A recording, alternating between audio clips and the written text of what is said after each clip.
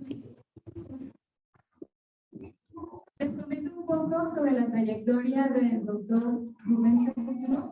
El doctor Cejudo tiene un doctorado y maestría en Ciencias de la Tierra por el Instituto de Geofísica de la Universidad Nacional Autónoma de México. Es técnico académico titular A de tiempo completo desde el 2015 y se encuentra asociado al Laboratorio Universitario de Geofísica Ambiental en el Instituto de Geofísica Unidad Michoacán, en donde ha participado en diversos proyectos de investigación a nivel nacional e internacional.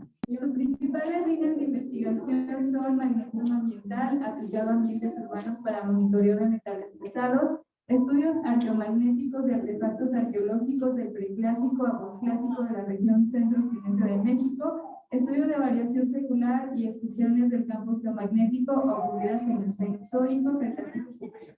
El doctor Cejudo es miembro del Sistema Nacional de Investigadores del CONACYT en modalidad de candidato y es miembro de la Unión Geofísica Mexicana.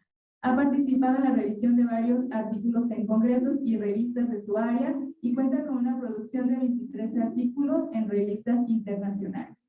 Bienvenido, doctor Cejudo. Les doy la palabra. Gracias, buenos días. Bien, les voy a platicar un poquito lo que es el aprendizaje automático para el análisis de contaminación por monitores de metales pesados en fuentes lineales. Este concepto de fuentes lineales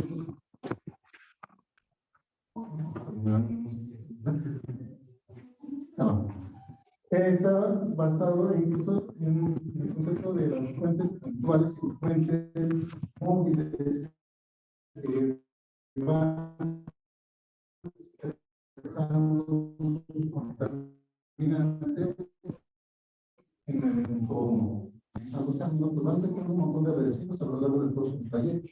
Y estos trayectos o estas secciones son cuestiones lineales que al final de cuentas van acumulando una gran cantidad de material a sus lados y que van a generar posible consecuencia a lo largo del tiempo en una fuente de contaminación lineal. Las fuentes de contaminaciones lineales, como nosotros las conocemos, bueno, las vamos a ubicar principalmente en las ciudades, los centros urbanos, y ahí es donde vamos a tener interacción con nosotros, con los humanos, y que vamos a tener una repercusión importante por la acumulación de contaminantes que podemos encontrar en los residuos.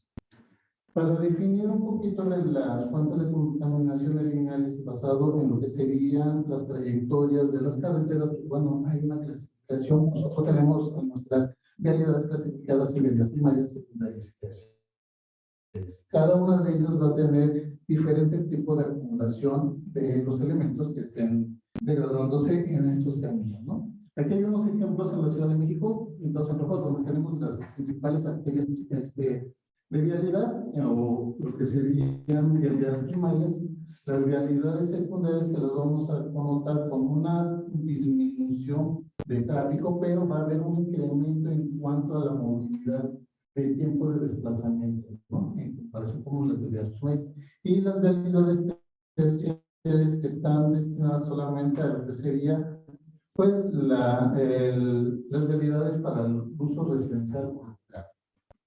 Dentro de las vialidades o de lo que serían las contaminaciones de fuentes lineales, pues tenemos prácticamente una importante afluencia vehicular que nos genera tráfico, lo cual nos lleva a una emisión de partículas, tanto del escape de motor como del desgaste de los vehículos o del propio camino.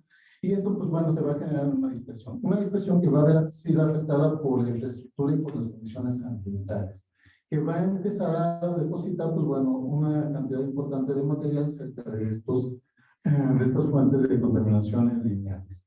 ¿Qué es lo que vamos a tener con la exposición de los elementos? Pues bueno, vamos a tener ahí cierta condición en que los grupos humanos van a estar en contacto, ¿no? Pueden tener por vías de exposición, de inhalación, de contacto o bien de ingesta.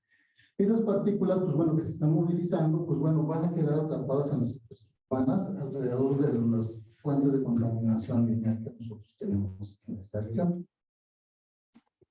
Generalmente, pues nosotros si nos vamos a focalizar en el estudio de estos segmentos, hay que empezar a identificar cuáles son los posibles contaminantes o para aquellas otras fuentes que van a estar produciendo esta cantidad de elementos o de partículas peligrosas al ambiente. Tenemos una de ellas, pues el tránsito vehicular. Generalmente, pues bueno, cuando nosotros estamos en los altos, pues bueno, ahí estamos consumiendo una cantidad de combustible que no se aprovecha, pero bueno, la acumulación vehicular, pues bueno, va a generar un desgaste del propio motor, ¿no? Que va a generar partículas superiores.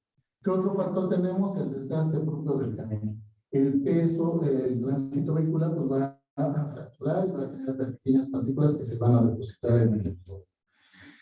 Prácticamente todas las ciudades nosotros tenemos, pues bueno, principalmente asfalto. Ese asfalto,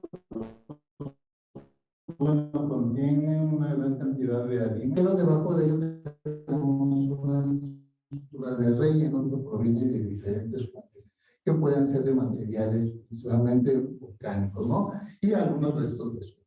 Y pues bueno, debajo de eso tenemos lo que nosotros, ¿no? El suelo primario de las ciudades. Existe un porcentaje menor en cuanto a la infraestructura vial, que pues, utilizamos cemento hidráulico. El cemento hidráulico también tiene edificios y algunos fierros que pueden llegar a acumularse en distancia, ¿no? De las fuentes que nosotros tenemos en caso vehicular, tenemos el desgaste principalmente de las estructuras de los vehículos, ¿no? Como en el caso de lo que serían los neumáticos, donde tenemos principalmente el desgaste de caucho, de carbón, ya lo había comentado Ana. Tenemos el escape de los motores, los gases que están proveniendo del motor y que pues, se combinan con todos los, ¿no? Que también pues, lleva con ellos varios metales.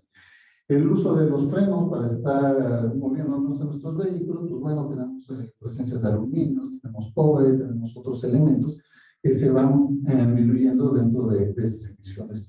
Y pues bueno, otro de los impactos que no hemos considerado pues, son los impactos de ahí cuando uno choca, pues se derraman una gran cantidad de elementos. Puede incluso ser como el plomo de las baterías, que principalmente van en la parte frontal, ¿no? Entonces, tenemos ahí el desgaste de estas partículas. De los escapes vehiculares, pues bueno, generalmente tenemos gases y partículas que contienen ciertos elementos. Una de las características que tiene estas emisiones vehiculares son el tamaño de partículas de medir en 2.5, que cuando nosotros las analizamos en el microscopio podemos visualizarlas de esta forma. Y esto es por las cuestiones energéticas, ¿no? Cuando hay una emisión energética, una vez que se contrae en el filamento, pues se hace de forma simétrica y forman estas partículas que son esféricas. Haciendo un análisis microscópico y obteniendo los espectros para ver el contenido de elementos, vemos que tenemos fierro y tenemos aluminio, cromo, magnesio, níquel, sin una cantidad importante de metales pesados. Esta característica de que contienen ferro va a ser algo fundamental, pues lo vamos a ver desde una característica totalmente diferente de lo que serían las cuestiones químicas. El ferro tiene una propiedad magnética y que nosotros vamos a por esa parte vamos a empezar a atacar el problema para visualizarlo.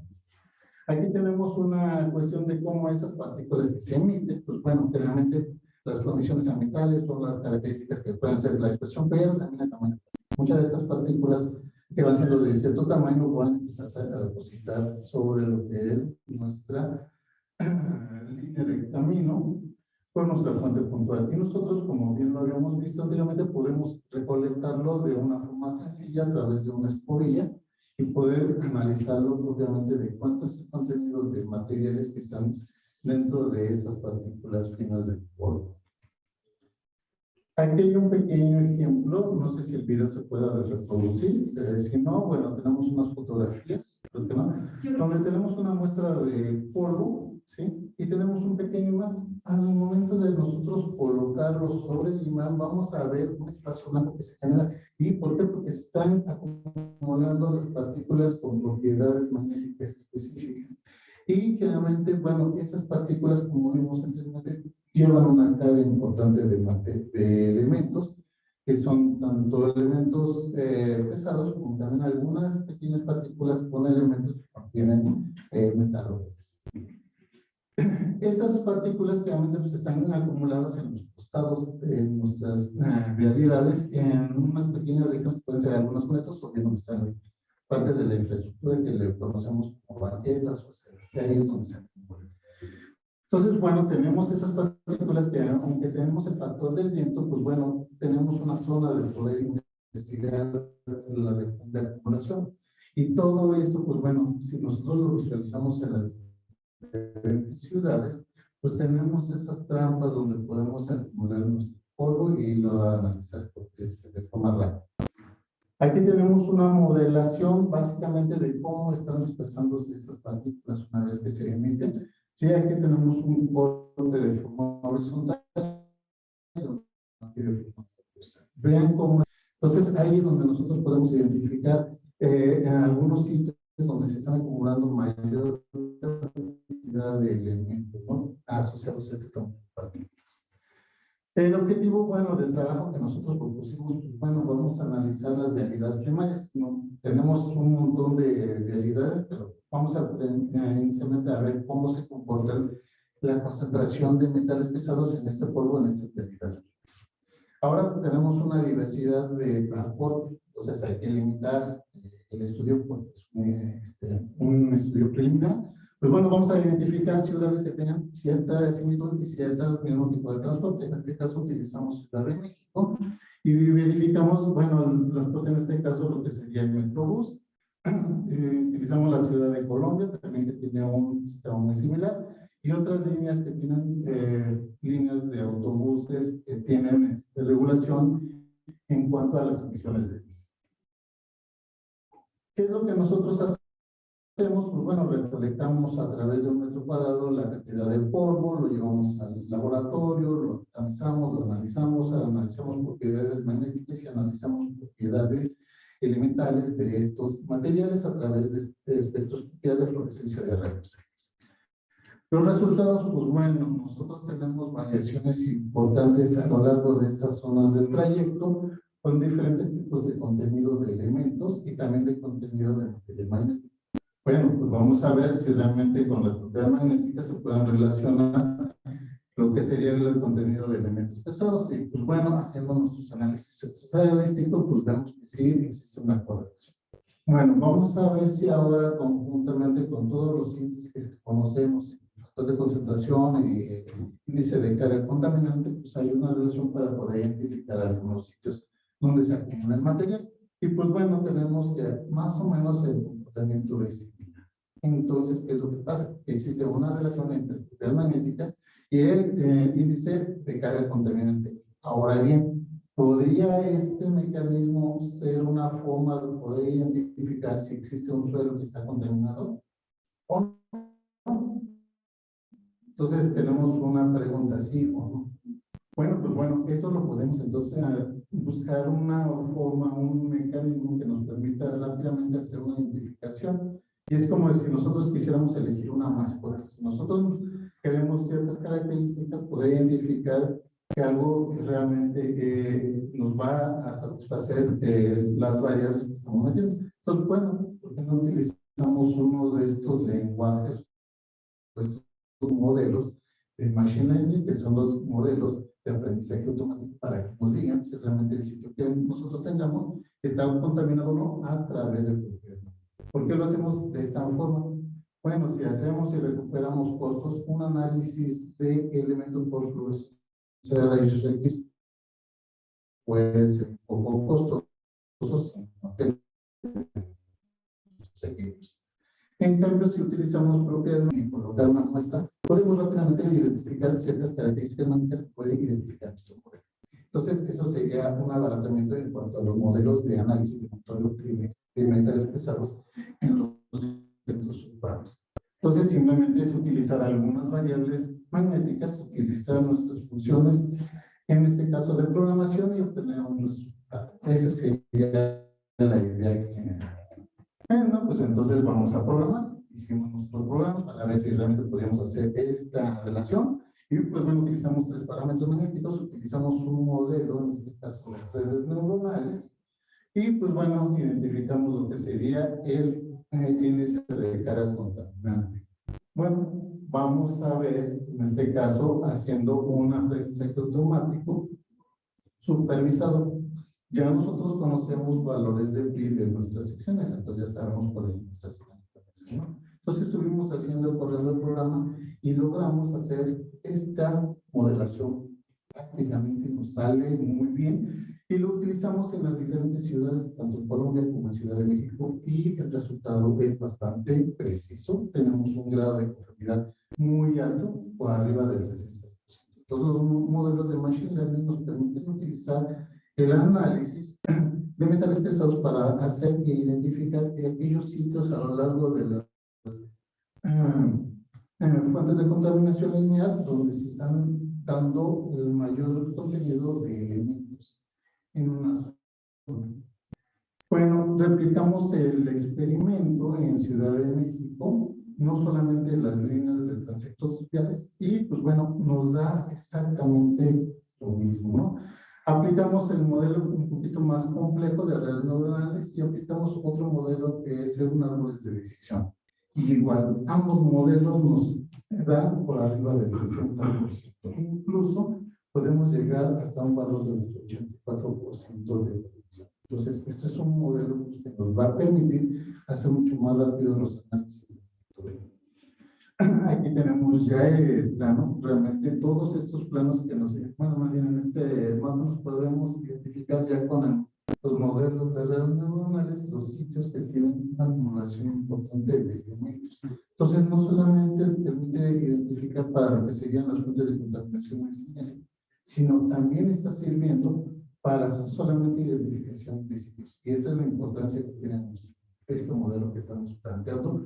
Y pues bueno, aquí se hizo en una de las ciudades más importantes que tienen una gran cantidad de fuentes y el modelo funciona. Entonces, bueno, la idea es ahora implementarlo en diferentes ciudades en México y en Latinoamérica, que es donde nosotros estamos desarrollando los muestreos para que podamos identificar rápidamente esos sitios de contaminación.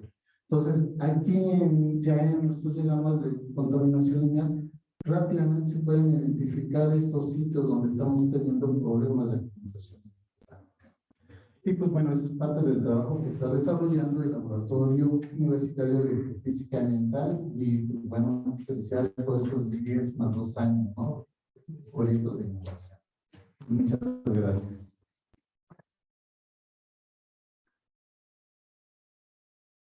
Gracias, doctor Cejudo. Tenemos tiempo para una pregunta breve. Adelante, doctor Bautista, lo escuchamos. Sí, un comentario. Felicidades, Rubén, por tu trabajo tan interesante. Creo que es conveniente aclarar esto de las fuentes. En la literatura se habla de fuentes fijas y fuentes móviles. Fijas como empresas, industrias, móviles como los carros.